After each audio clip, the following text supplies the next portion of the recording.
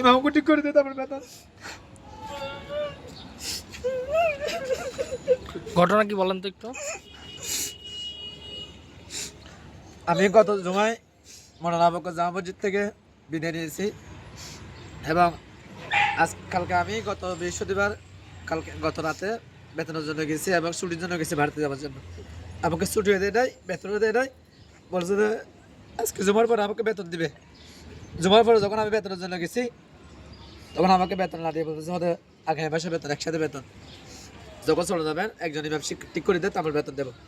তা আমার সাথে বেতন লাগবে না, এরকম করে চলে আসতেছি। তো এ বলতেছে আমার মুয়াজ্জিনা বলতেছে তাদের বেতন লাগবে না, আপনাদের ব্যাপারে এরকম করে আমাদের বেতন লাগবে না, বেতন আল্লাহর কাছ থেকে নেবো, আল্লাহকে কি আমরা বিচার দেবো। এরকম করে ওরা দৌড়ে আছে।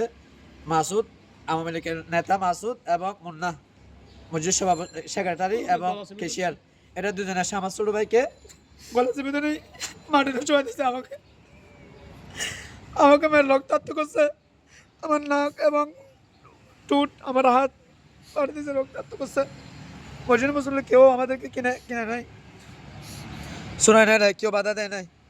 এবং আমরা এখন এফএজেড থানার সামনে থানায় আমরা যোগাযোগ করতে আসছি, থানায় অভিযোগ করতে আসছি। আপনারা সকল সুন্নি মুসলমান এবং ইমাম মুয়াজ্জিন যারা রয়েছে মসজিদের ইমাম মুয়াজ্জিন, আপনারা আমাদের সহযোগিতা করুন। আমাদের পক্ষে আপনারা যা কিছু সম্ভব প্রয়োজনে এফএজেড থানায় আসেন। আশেপাশে যারা আছে বন্ধের থানা, এফএজেড থানা যারা রয়েছে আমাদের বন্ধু বান্ধব ইমাম মুয়াজ্জিন, সুন্নি ইমাম মুয়াজ্জিন, আপনারা নিয়মিত থানায় আমরা অবস্থা করতেছি, আপনারা অতি দ্রুত চলে আসুন।